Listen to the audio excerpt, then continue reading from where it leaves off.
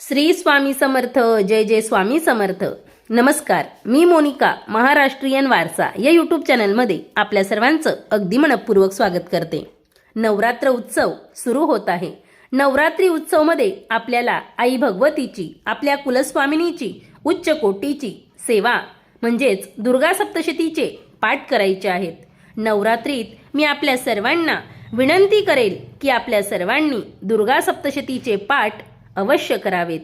दुर्गा सप्तशतीचा पाठ कसा करावा, कोणी करावा, एकूण किती पाठ करावेत, पाठ करताना कोणते नियम पाळावेत, पूजा मांडणी कशी करावी, उद्यापन कसं करायचं, त्याचप्रमाणे नवचंडी केल्याचं फळ दुर्गा सप्तशती पाठ केल्याने कसे प्राप्त होते, अशी सर्व उपयुक्त माहिती आपल्याला या व्हिडिओच्या माध्यमातून मिळणार आहे.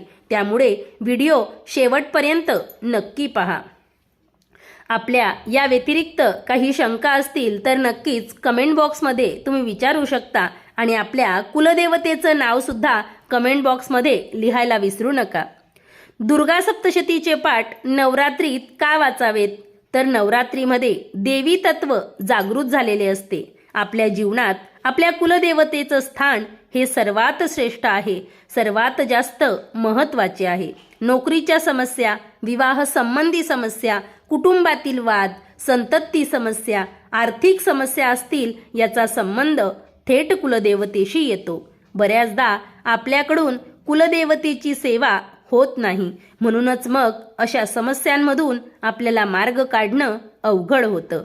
दुर्गा सप्तशतीचे पाठ करणे ही कुलदेवतेची अतिउच्च कोटीची सेवा आहे आणि ज्यावेळी आपण नवरात्रात दुर्गा सप्तशतीचे पाठ करतो तेव्हा आपल्या जीवनातील कितीही अवघड समस्या असेल ती देवी मातेच्या कृपेने आपोआप दूर होते. ही अत्यंत प्रभावी अशी सेवा आहे. त्यामुळे आपण सर्वांनी दुर्गा सप्तशतीचे पाठ नवरात्रात अवश्य करावेत. दुर्गा सप्तशतीचा पाठ कोणी करावा, तर दुर्गा सप्तशतीचा पाठ हा स्त्री, पुरुष, सुवासिनी, कुमारिका किंवा विधवा स्त्रिया देखील करू शकतात. एकूण किती पाठ करावेत, तर पाठ किती करावेत हे सर्वस्वी आपल्या मनावर आहे. परंतु मी आपल्याला सांगेल की नवरात्रीच्या ह्या 9 दिवसात, नवरात्रीच्या ह्या काळात 14 पाठ आपण जरूर करावेत.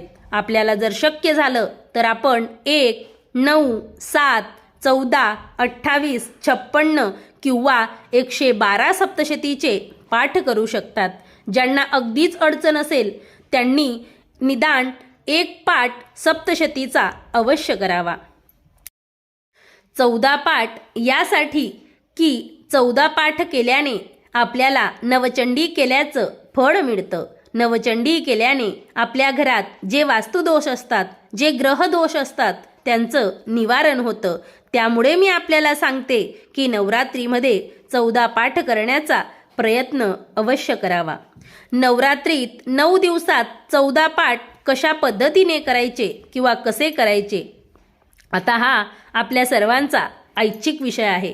आपल्याला जसा वेळ मिळेल त्याप्रमाणे आपण पाठ करावा. समजा 9 दिवसांमध्ये रोज 2 याप्रमाणे आपण पहिले 5 दिवस 10 पाठ केले तर पुढील 4 दिवसांमध्ये प्रत्येकी रोज 1 याप्रमाणे आपण 4 पाठ करू शकतो. आपल्याला जर जास्त वेळ असेल तर आपण एका दिवसात 3 पाठ अशा पद्धतीने सुद्धा हे पाठ करू शकतो. हे सर्वस्वी आपल्यावर अवलंबून आहे. आपण कशा पद्धतीने पाठ करावेत हे आपल्या ज्याच्या त्याच्या मनावर अवलंबून आहे.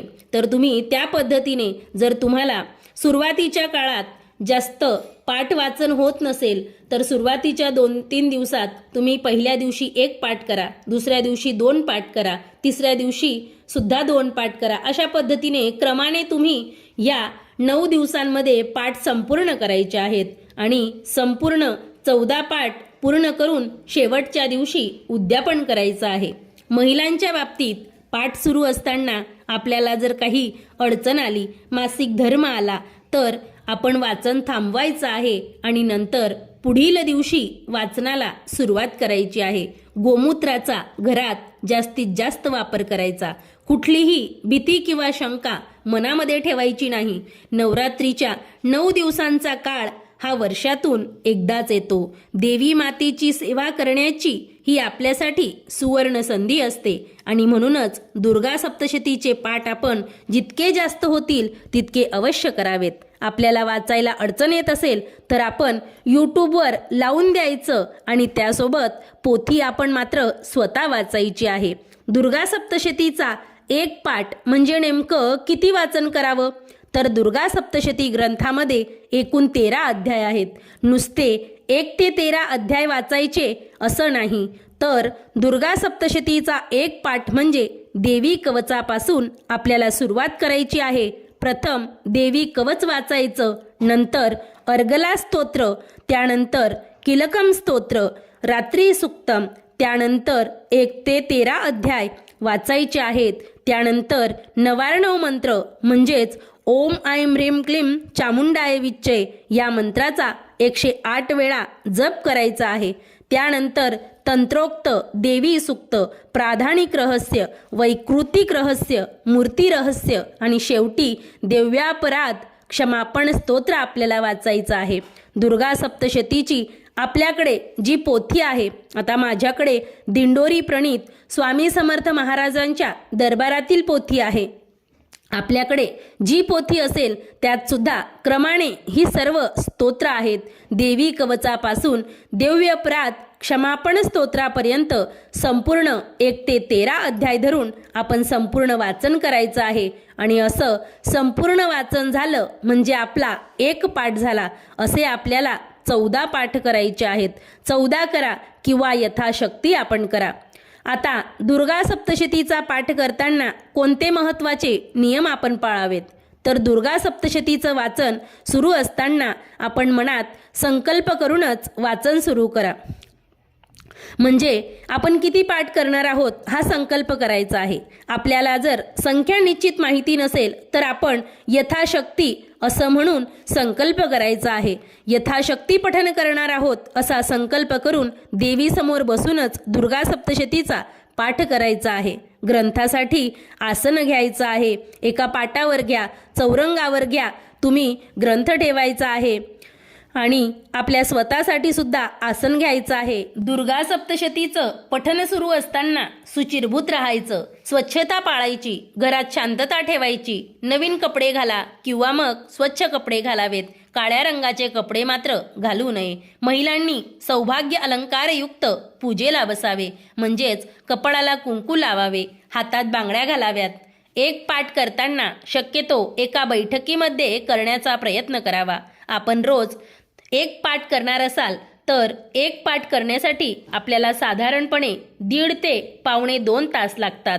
आपल्याला काही अपरिहार्य कारणासाठी उठावं लागलं तर हरकत नाही, पण सारखं सारखं उठू नये, ज्यामुळे आपली एकाग्रता भंग पावते. आता आपण म्हणाल की ही सेवा फार अवघड आहे. ही सेवा जरी अवघड वाटत असली तरी तिचं फळ सुद्धा तसंच आहे. आपली कुठलीही अगदी अशक्यपराय वाटणारी गोष्ट असेल, मी आपल्याला खात्रीने सांगते, जर आपण श्रद्धेने भक्तिभावाने दुर्गा सप्तशतीचं पठन केलं तर आपल्या सर्व प्रकारच्या समस्यांचं, अशक्यप्राय वाटणाऱ्या समस्यांचं निवारण झाल्याशिवाय राहणार नाही. आता वाचन कसं करायचं? वाचन करताना एकदम मोठ्याने नाही, एकदम कमी आवाजात सुद्धा नाही, मध्यम आणि लयबद्ध पद्धतीने वाचावे. दुसऱ्याला त्रास होईल इतक्या मोठ्याने सुद्धा वाचू नये आणि मनातल्या मनात सुद्धा वाचू नये. तर आपण आपलं बोलणं ऐकू शकतो अशा पद्धतीने वाचावे आणि लयबद्ध पद्धतीने वाचावे. शक्यतो आपण पहाटे किंवा सकाळी वाचन करावे. जेवण करून वाचन करू नका. जेवण करून वाचन केल्याने आपल्याला आळस येतो. आळस आला की मग आपली वाचण्यात एकाग्रता नसते. पहाटे 4 वाजेपासून तर संध्याकाळी 7 वाजेपर्यंत आपण पाठ कधीही वाचू शकतात. दुपारी 12 ते 12:30 एवढी वेळ फक्त आपण सोडून द्यायची आहे. दुर्गा सप्तशतीचे वाचन सुरू असताना ब्रह्मचर्याचं पालन करायचं आहे. गादीवर झोपायचं नाही, खाली जमिनीवर झोपा. चटई घोंगडी अंथरून घ्यायची आहे. त्यानंतर मांसाहार, मद्यसेवन हे कटाक्षानं टाळायचं आहे. आपण शरीरानं आणि मनानं शुचिरभूत राहायचं आहे. शांतता पाळायची आहे. परान्न म्हणजेच बाहेरचं अन्न टाळायचं आहे. हॉटेलचं जेवण टाळायचं आहे. त्याचप्रमाणे ग्रंथ हा नेहमी पाटावर ठेवून वाचायचा, हातात घेऊन वाचायचा नाही, सारखा सारखा वर खाली करायचा नाही. आपल्या आसनाची जागा रोज तीच असावी. वाचनाची वेळ सुद्धा एकच ठेवावी. रोज वेगवेगळ्या टाईमावर वाचू नये. आपण वाचनाची एकच वेळ ठेवावी. ग्रंथ वर हातात उचलून वाचायचा नाही, पाठावर ठेवूनच आपण ग्रंथाचं पठण करायचं आहे. असे नियमांचे पालन करून दुर्गा सप्तशतीचे पाठ आपल्याला करायचे आहेत. पुढचा प्रश्न की दुर्गा सप्तशतीचे पाठ करताना पूजा मांडणी कशी करायची? नवरात्रीमध्ये आपण दुर्गा सप्तशतीचे पाठ करणार आहोत, त्यामुळे घटस्थापना आपल्या घरात झालेली असते. घटस्थापना म्हणजेच कलशस्थापना ही आपण करतोच. इतर वेळी आपण दुर्गा सप्तशतीचे पाठ करतो, त्यावेळेला आपल्याला कलशस्थापना ही करावी लागते. नवरात्रीमध्ये आपण घरामध्ये घटस्थापना करतो, त्यामुळे आपल्याला वेगळी कलशस्थापना करण्याची आवश्यकता नाही. पण ज्यांच्या घरी घटस्थापना होत नाही, परंतु त्यांना दुर्गा सप्तशतीचे पाठ हे नवरात्रीत करायचे आहेत, त्यांनी मात्र कलशस्थापना अवश्य करावी. आपल्या देवघराची जागा स्वच्छ करून घ्यायची. त्या ठिकाणी घटाची जी पूजा मांडलेली असते त्याच्यासमोर एक पाट ठेवावा. त्यावर स्वच्छ कापड अंथरायचं. प्रथम दीप प्रज्वलित करून दीपपूजन करायचं. त्या दिव्याला हळद, कुंकू, अक्षदा, फुलं वाहायचे. त्यानंतर गणपती पूजन करायचं आहे. गणपती बाप्पाला चौरंगावर थोडेसे तांदूळ घेऊन त्यावर स्थान द्यायचं आहे आणि त्यांचं पूजन करायचं आहे. आपल्याकडे घटस्थापना झालेली असेल तर कलशस्थापना झालेलीच असते. जर नसेल तर आपण दुर्गा सप्तशतीच्या पाठासाठी कलशस्थापना करायची. कलशस्थापना करताना तांब्याचा कलश घेऊन त्यात शुद्ध जल घ्यायचं. त्यामध्ये एक नाणं, एक सुपारी, हळद, कुंकू, फुलं, अक्षदा वाहाव्यात. त्याच्यावरती 5 विड्याची पानं ठेवावीत. त्याच्यावरती नारळ ठेवावा. कलशावरती कुंकवाने स्वस्तिक काढावं. उभ्या 5 रेषा ओढाव्यात. नारळाची, कलशाची हळद, कुंकू, अक्षदा वाहून पूजा करायची. नवरात्रीमध्ये देवी घटी बसलेली असते, त्यामुळे टाकावर अभिषेक करता येत नाही. आपल्याकडे फोटो असेल त्याला हळदी कुंकू वाहावं. घटाला हळदी कुंकू वाहावं. देवीच्या टाकाला हळदी कुंकू, फुलं वाहावीत. देवीची ओटी भरावी. पाटावरती थोडेसे तांदूळ घ्यावेत आणि दुर्गा सप्तशतीची ग्रंथाची पोथी मांडावी. ग्रंथाची सुद्धा हळद, कुंकू, अक्षदा, फुलं वाहून पूजा करायची आणि नमस्कार करायचा. आता आपण दुर्गा सप्तशती पाठाचा संकल्प करणार आहोत. आपल्या उजव्या हातामध्ये एक पळी पाणी घ्या. त्यामध्ये हळद, कुंकू, अक्षदा, एक फूल घेऊन मनोमन देवीचं ध्यान करावं. मनोकामना आपल्या मनातील देवीला बोलून दाखवावी आणि म्हणावं की नवरात्रीच्या या 9 दिवसांमध्ये मी दुर्गा सप्तशती ग्रंथाचं, आपल्याला जर आकडा माहिती नसेल तर यथाशक्ती म्हणून देवीला सांगावं व माझ्या या सेवेचा तू स्वीकार कर आणि ही सेवा माझ्याकडून करवून घे असं म्हणून ताम्हणात पाणी सोडून द्यावं. हे पाणी तुम्ही पूजा झाल्यानंतर, तुमचा पाठ झाल्यानंतर आपल्या घरातील जे झाड असतात किंवा रोपटे असतात त्यांना घालू शकतात. त्यानंतर असा संकल्प करूनच आपण ही सेवा सुरू करायला हवी. नवरात्रीत संकल्पित पाठाला खूप महत्त्व आहे, म्हणून प्रत्येकाने संकल्प करूनच ही सेवा करायची आहे. संकल्प केल्यानंतर आपण वाचनाला सुरुवात करू शकतो. मग आपल्याला जमेल तसं रोज 1 पाठ करा, 2 पाठ करा, वेळ असेल तर 3 पाठ करा. असं मिळून आपण 14 पाठ अवश्य करावेत. नवरात्रीत जेव्हा आपले 14 पाठ पूर्ण होतील किंवा संकल्पित आपले जेवढे पाठ होतील त्यात 1 पाठ असू शकतो, 7 पाठ असू शकतील, 9 पाठ किंवा 14, अशा पद्धतीने आपले पाठ ज्या दिवशी संपतील त्याच्या दुसऱ्या दिवशी आपण उद्यापन करायचं आहे किंवा मग दसऱ्याच्या दिवशी सुद्धा आपण उद्यापन केलं तरी चालेल. उद्यापन कसं करावं तर उद्यापनाच्या दिवशी सकाळी आपण देवीच्या टाकाची पूजा करायची आहे. दसऱ्याच्या दिवशी देवीच्या टाकाला कुंकुमार्चन करायचं आहे. पुरणाचा नैवेद्य आपण दाखवायचा आहे. पोथीच्या ठिकाणी, पूजेच्या ठिकाणी पुरणाचा नैवेद्य दाखवून या ठिकाणी एक सवाष्ण किंवा मग कुमारिका आपण जेवायला बोलवायची आहे. देवी स्वरूप समजून तिची पूजा करायची आहे. सवाष्ण असेल तर तिची ओटी भरावी, कुमारिकेला भेटवस्तू द्यावी, पुरणाचे 21 दिवे तयार करायचेत, त्या दिव्यांनी संपूर्ण पूजेला ओवाळून घ्यायचं आहे. दुसऱ्या दिवशी पूजेवरती अक्षदा टाकून पूजा उचलून घ्यायची आहे. कलशातील पाणी आपल्या घरात आजूबाजूला शिंपडून द्यायचं आहे. कलशाचा नारळ घरात फोडून त्याचा प्रसाद करावा. त्याच्यानंतर बाकीचे जे पूजा साहित्य असेल ते आपण वाहत्या पाण्यात विसर्जित करायचं आहे. अशा पद्धतीने अगदी सोप्या आणि साध्या पद्धतीने आपण ही पूजा करू शकतो.